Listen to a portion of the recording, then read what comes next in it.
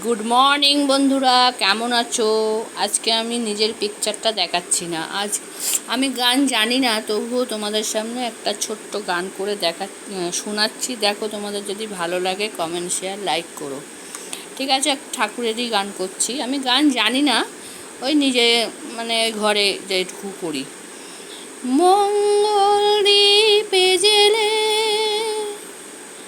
অন্ধকারে দু চোখ আলোয় ভরো প্রভু, তবু যারা বিশ্বাস করে না আছো, তোমায় মার্জনা করো প্রভু।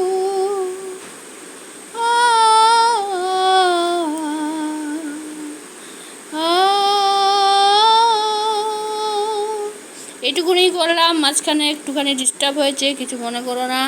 ভালো লাগলে কমেন্ট লাইক